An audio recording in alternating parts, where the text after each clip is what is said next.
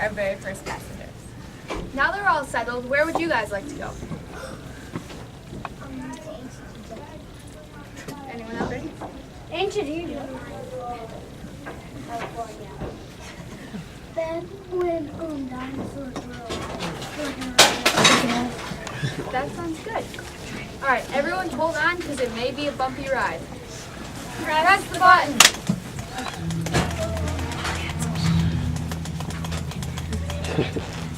I think we've landed. Should we go check it out? You guys stay here while we go see if it's safe. I wonder where they landed us. They'll tell us. Welcome. My name is Ptolemy the 12th, and today I will be telling you a story full of love and loss, blood and sacrifice, and the torn bond between family and friendship. What is this story, you may ask? Well, it's known as the Fall of Egypt. Following the year of my death, my fellow son and daughter were to become the new rightful leaders of the Egyptian Empire. Today, Cleopatra, aged 17, and Ptolemy, aged 13, are to be newly wedded.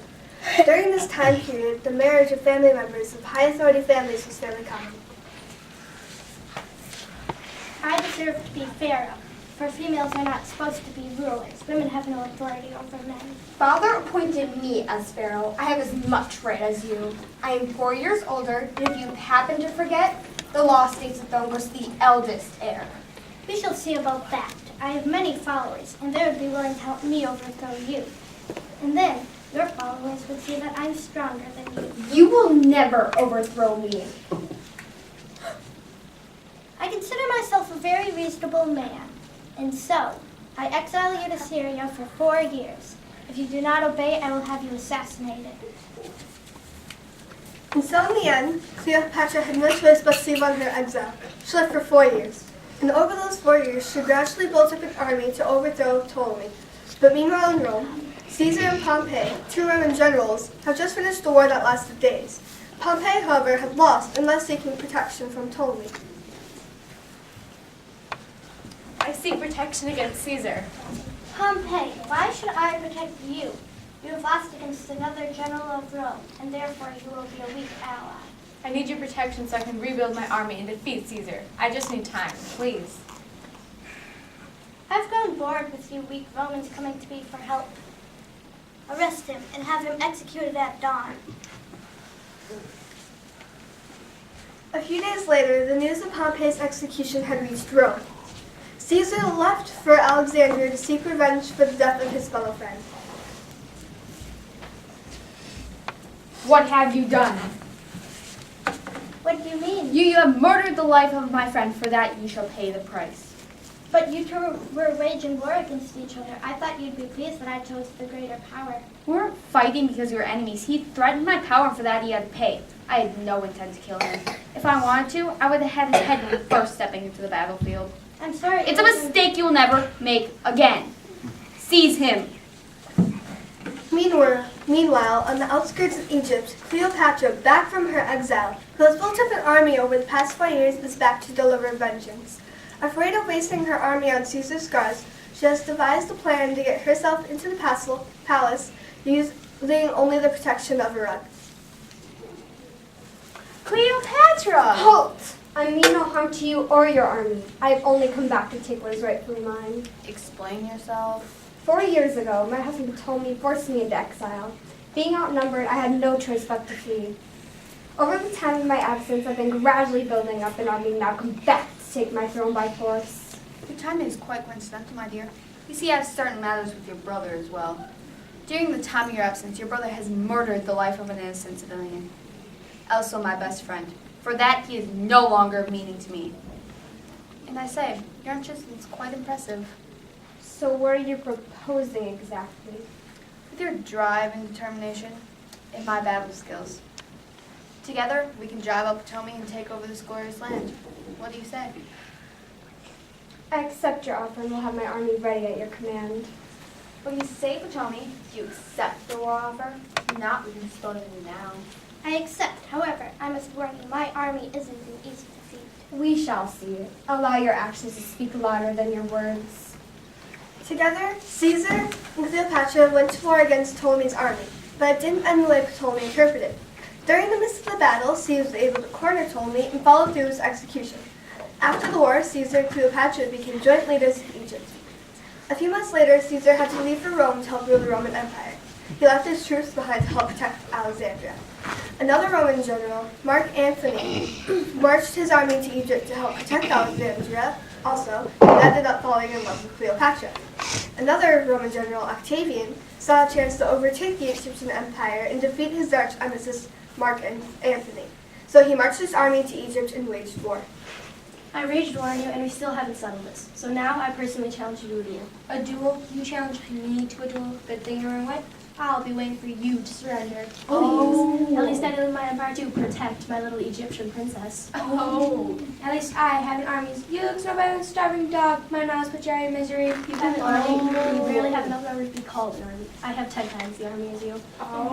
Then why are you making such slow progress? Well, A few months later, Octavian leads his army back into Alexandria. At this time, Mark Antony's forces are weak and vulnerable due to their lack of numbers and the act of surprise. Seeing the overpowering forces, Cleopatra flees to find a safe place to live.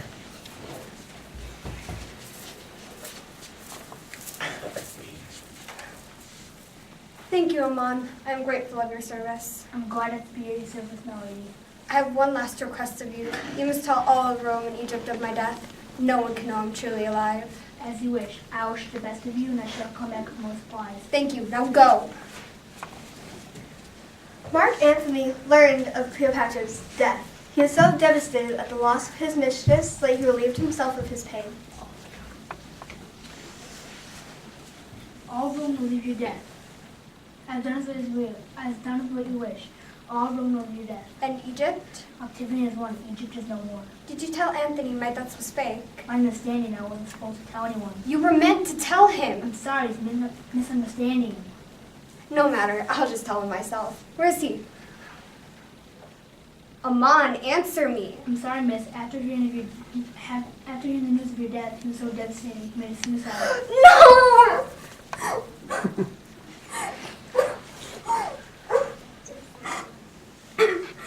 Bring me the poison. But miss, Bring me the poison.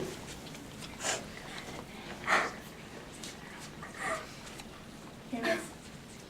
I'm sorry for it all.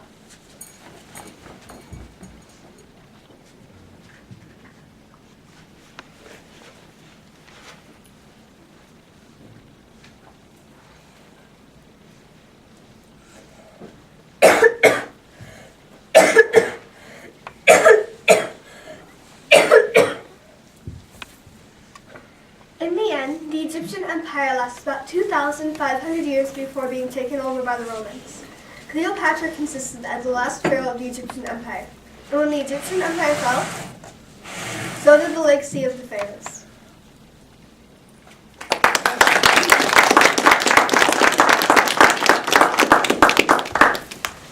And now we're going to take you 500 years ahead in time to a city-state in Greece. Welcome to Sparta. We take you back long, long ago to a land across oceans. Follow me to a field outside Sparta. Enough! That's enough training for now. I have an announcement to make. The Persians are descending upon us, so we must band together with our fellow Athenian city-state to fight the Persians from our shores.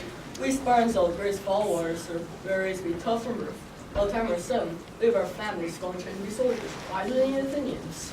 He is right. They really ought to fight. They are not worthy to fight beside us. They are puny wimps. Silence! You will follow the order of your king. We leave for Athens tomorrow. We were right. They do care more about art and trading than war. Some of their men aren't even trained in the art of war, but they have a powerful naval force, which we use to our advantage. Now enough talk. We leave tomorrow. I'm ready for a battle against the Persians, but I don't like the idea of joining with Athens. Too soft. I agree. In school, the young men learn more about literature than warfare. I mean, they think to be thinkers. I don't think that they think would do so well against my sword. Ah! Oh, like, of course I'll follow my king's orders. This perpetually encourages me. Fighting and warfare was an important part of Spartan life. When a baby was born, it was determined that it was strong. If it wasn't a strong baby, it was left to die. Then, at age 7, Spartan children were taken from their homes and sent to military schools, where they were trained and learned how to be tough and skilled in warfare. Women were also trained in warfare, which was very different from other places at the time. Spartan life was harsh, and they were proud of their toughness.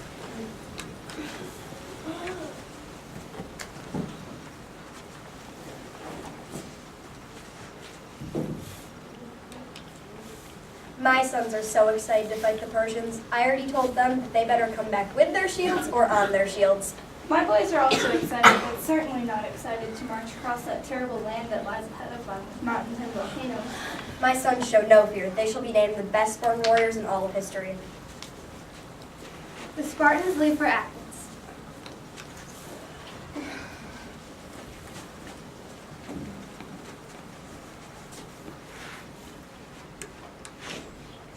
One loaf of bread, please. I shall give you 2 ovals. No, you shall give me 3 ovals. The possibility of war against the Persians makes bread scarce. Fine, you're in a hard bargain. Stop, what are you doing, you thief? Please release me. I will return the apple and the power of Athena. Please have mercy on me. The God shall forgive me for my wrongdoings. The gods may forgive you, O shopkeeper. The Greek citizens believed in many gods and goddesses. They believed that the gods and goddesses controlled all aspects of nature and looked to them in times of need. The Parthenon was a temple built to show the Greeks' dedication to the goddess Athena, the city's patron and goddess of wisdom and warfare.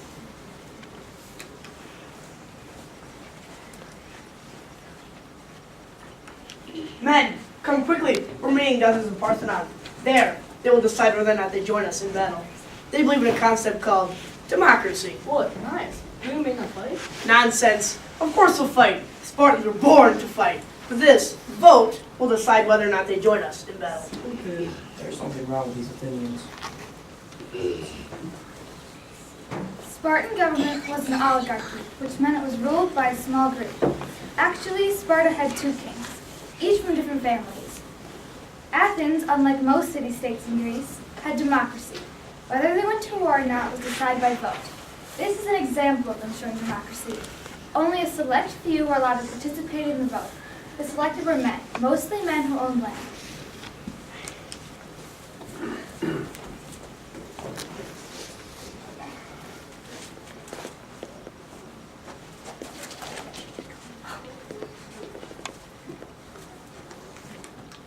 The Persian hordes have almost reached our shore. It is time to drive them back.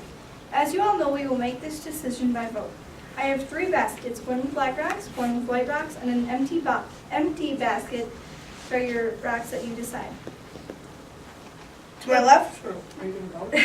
The black rocks represent to fight with Sparta against the Persians, and the white rocks represent to surrender. All boys in the front row, please pick a rock and put it in this basket. So boys in the front row, step forward, make your decision. The white rocks represent Maybe surrender. a few from the second. You want to go up? Second line. There you go. Grab the rock that you didn't fit in and drop it in the empty basket to the right. White is surrender and black is fight. Now after you make your decision, you can sit down.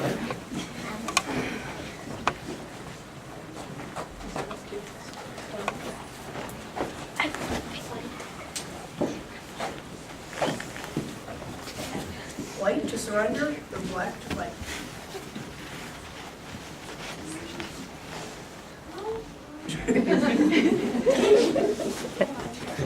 Whichever one looks cooler.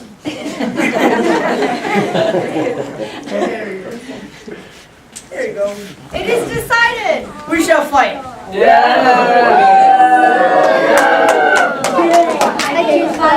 I picked fight too. Although they suffered many losses, the Greeks won the war against the Persians, but were ultimately conquered by Rome. Now Rome was much like Greece. Some might venture to say that they were copycats. Follow me to the ancient civilization known as Rome. Hello and welcome to Rome. I will be your tour guide. So follow me. We have to go to school if we're late, but we came. If kids are late, answering a question wrong, or misbehaving, they will be beaten.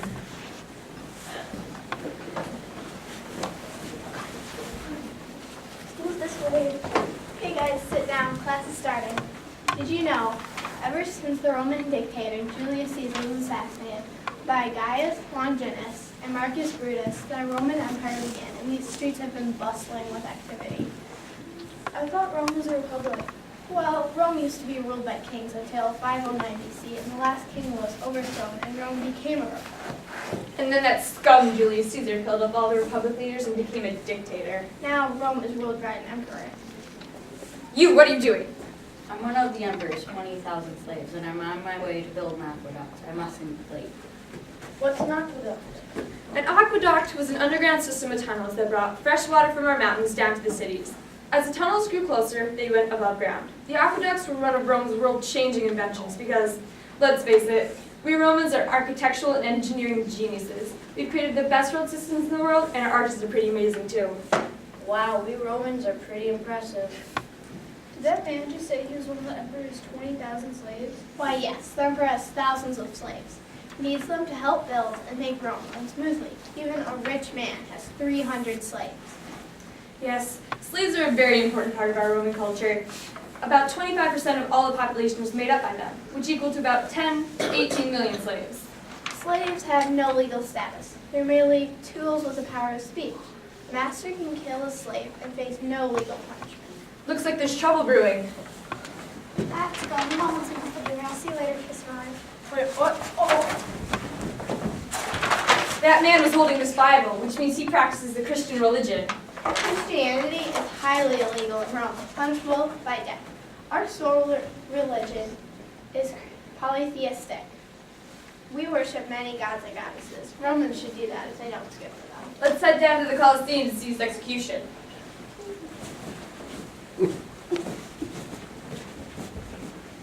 Welcome to the Colosseum. Earlier today we witnessed the animal runs, and later today we will have our chariot races. After that, we will see our famous gladiator fights. Now, for your midday entertainment, we will watch the execution of yet another Christian. I'll give you one last chance to surrender your will back to me, your emperor. I will never surrender my beliefs. Jesus died for me, now I must die for him. Your choice has been made. Guards, take him here and rock with me behind. Yaga, yaga, yaga. Take the scum away.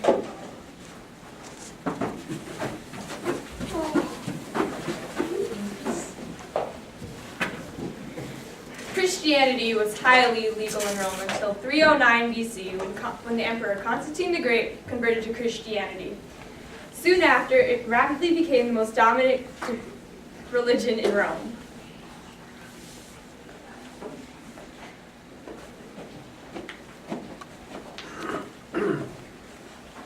Oh, sorry. We were going to the Silk Road to get to China. That's okay. What is the Silk Road? It's this pathway that leads to this mysterious land called China. If we can go there, we can trade for more of this. Nothing this soft is available here, so it would be worth a long and dangerous journey. If we get enough of that and sell it back here in Rome, we'll be rich. Can I come? No, weakling wouldn't last the journey. Haley, come back. Come and catch me. I know they wouldn't last the journey, but I'm sure all of you will. Let's go to China. This is strange new land we've found. These people have traveled very far to find silk that is only made in China. Little silkworms make a spider web type substance that is woven into silk for clothing. Silk is the warmest substance for its weight and is very soft, which makes it very desirable among the Chinese and many other European countries. And this time, China is the only exporter of silk, and they will trade silk and gold for many other goods. Silk, silk, come get your silk, only 13 yen. Wow, how's that stuff made? We cannot tell you. This has been a secret for many years. Okay then. Okay. Tache. We are a real sufficient nation with very little imports. Our main export is silk. So soft and fluffy. We have a very structured government that keep our country strong as a piece of diamond. We are totally the bestest of nations and is fastly growing. What's your problem? Sorry, didn't go to school myself. Too poor. Only some boys had the opportunity to go to school, and even then, they had to move away from home to do so. The hours were long, and they had no days off. They would study multiple forms of writing, paint, and memorize philosophy. In the end, they would take a test to determine their future. If they did well, they could get a job in the government. But if they did not do well, they would be in one of the lower classes. What are you doing? We are worshiping the god Fusheng. He's the god of happiness. Emperor, Can't you see I'm sitting on the throne? sir, it's time to do the sacrifice. You see, Okay. sacrifices and worshiping were a part of their lives. We do this to show appreciation to the gods. If we don't do this, then we will be punished. Each god helps us with something different. There are gods in groups, like the 8 gods of being human, and there are gods that help us with other things, like being rich or being poor, being young or being old. Some of the gods also represent forces of nature. Well, I hope that pleases Hussein, the god of happiness. In China, many of the lowest classes would be sacrificed. The first class are the Shai. These are government officials and scribes. They rode in chariots and carry weapons. The second class is the Nong class. These are the farmers who are so essential to sustain society. The third class is the Gong class. These were the artisans. The fourth class are the shopkeepers and merchants. They also provided services to landowners, but they were not allowed to carry weapons. The emperor and his family, of course, overruled everyone else.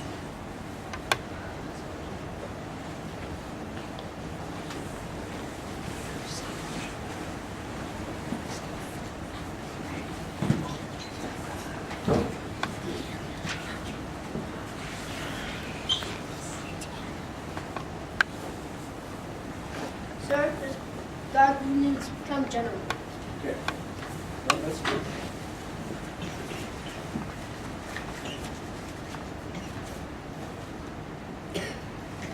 Okay, you have done something worth recognizing. You are going to receive ranks as a general. You will guard forces to stop invaders on the north wall, and that you will be responsible for you and everyone below you. Now, while I do something useful with my day, you ask him military-like questions to make sure he's up to date with his technology and his tactics. And you make sure he's asking the right questions. What are some of the weapons we use? Well, we used weapons like swords, knives, and our favorite invention, the crossbow. We also made a technique to mass-produce weapons like crossbow bolts by pouring molten metal into molds. What about foreign inventions? What does that have to do with military Just tactics? answer the question. Okay, we invented the plow, the wheelbarrow, and ways to move water into trenches. You love.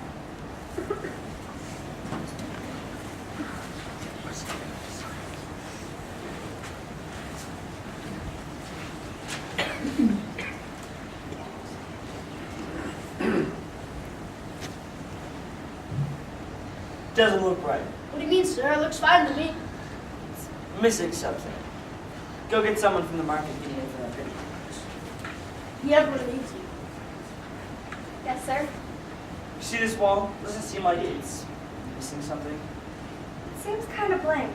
You could add some sort of a covering or something to it, like a flag or something decorative.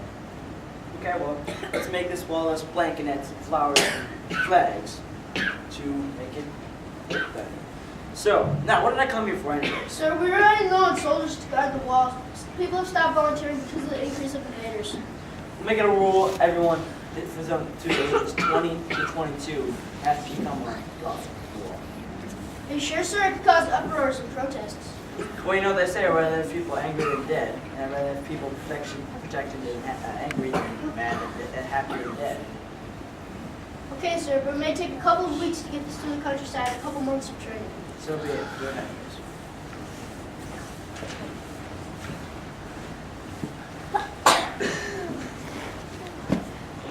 Thank you for coming to China. As you can see, trade was very important to the Chinese. The next emperor we will go to, they were also trading, but they were more famous for their great problems. Welcome to Scandinavia, home of the Vikings, also known as Norsemen and Norman. Their earliest raids were reported in the 790s until the Norman conquest in 1066 AD. Today they are raiding a Christian village. It looks like Thor, god of thunder and lightning, Zoic. Hopefully it proves our decision. Yes, if the gods are angry, then all-powerful Odin be merciful. Indeed, may Tyr, god of war, lend us strength today. I'm sure the gods approve our choice. We will have a great feast tonight, victory, or go home with our heads in no shame. Aye! If we are to die in this battle, we are sure to go to Valhalla like our fathers before us. Yes, it would be an honor to meet all the great warriors who have passed before us. Come, the swords are sharpened. We must go to war. Thor won't wait for us till he unleashes his wrath. Yes, if Nord God of Wind decides to wake, it'll be the storm that wrecks our boat. If a good warrior dies in battle, then he shall travel to Valhalla, home of fallen Vikings, and be honored by even the gods. There's the church!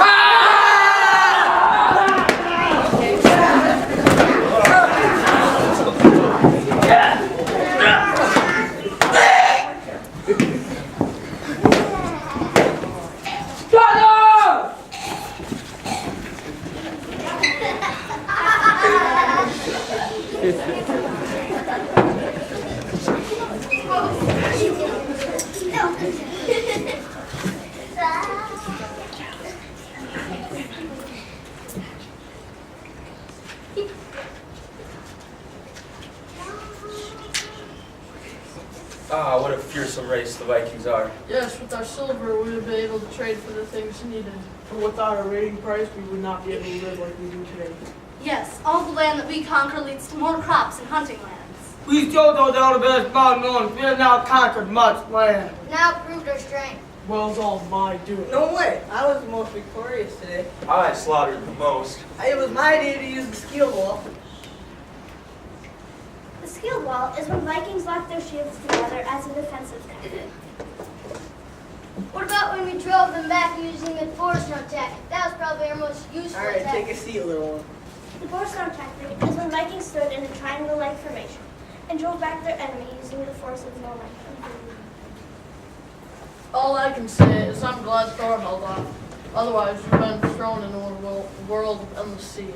You're lucky I was there to sharpen your swords. Without me, you would charge into battle wielding dull blades.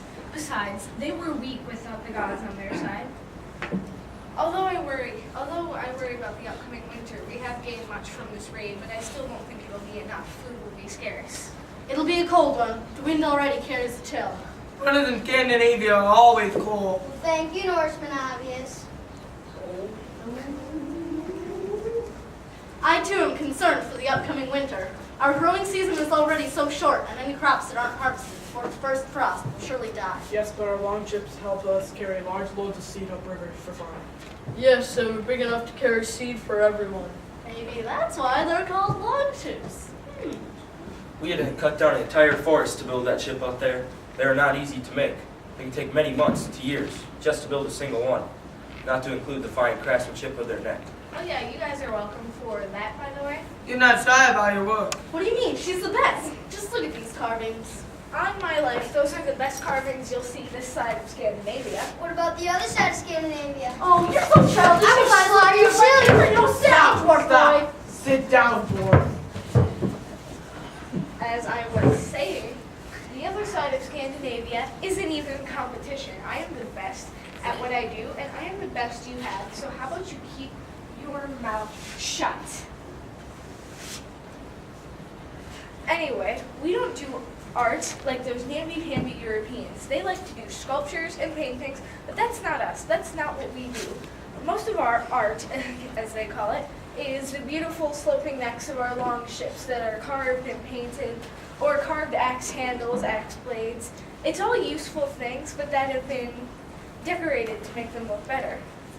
We could sell our work for hundreds of hacks over at those European marketplaces, if they'd ever be lucky enough to buy it. You guy. Hack silver is pieces of silver or jewelry cut into smaller pieces. It's our currency. When we trade, we use ingots or blocks of silver. It doesn't matter what shape or form the currency takes. All that matters is its purity and weight. Even though silver is common in Scandinavia, how does it help us find food? What's the point?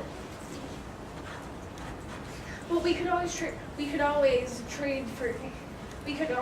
buy things from other civilizations that we can't hunt, grow, or make ourselves. It is much easier to hunt and grow crops than it is to trade in other civilizations. Since many of us are farmers, we can just barter with other tribes. Us Vikings have a lot of barley, wheat, and oats, and what we don't have is stolen on raiding parties. Most Vikings were farmers, even the ones who went on raiding parties, or traveled west and east to trade. Considering how many Vikings grew crops, we don't know that much about their farming practices. You know we've had a lot of arguments about crops and land ownership. Well, at least they've all been resolved in one of the things. Speaking of, did you hear about the recent thing over in Fjord Dam? Huge thing. What's the thing? A thing is when Viking men gather to decide things about their kingdom and share ideas. Each Viking kingdom was divided into districts, usually by love. But no matter your district or status, all men had an equal say in democracy. Good thing it's only the men, am I right? Do you want to say that again? No. Yeah, I didn't think so. Viking women were not treated as well as men. However, were of higher rank than women in other European societies. You may think that men were the aggressive ones, but women were usually the motivation behind raids and would push their husbands to defend their honor and fight for riches. A complex community, the Vikings were more than barbarians. They not only gained their wealth by raiding, but also by farming. Their longships set standards for seafaring vehicles all over the world, and their stories and religions have been told for centuries after they passed. They left us with a world of new ideas and very old beginnings. I would like to thank you all for coming to Woodland's Portal to the Past. We all worked very hard to make this possible, so I hope you enjoyed it. The 5 civilizations you saw here today are only 5 of the civilizations that changed the world. They say that the past is a looking glass into the future, which means that we can see what we're going to do in the future by looking at the past. We can find inspiration from what they did with what they had to see what we're going to do with all that we have. Again, we worked very hard to make this possible, so I hope you enjoyed yourselves, and thank you for coming.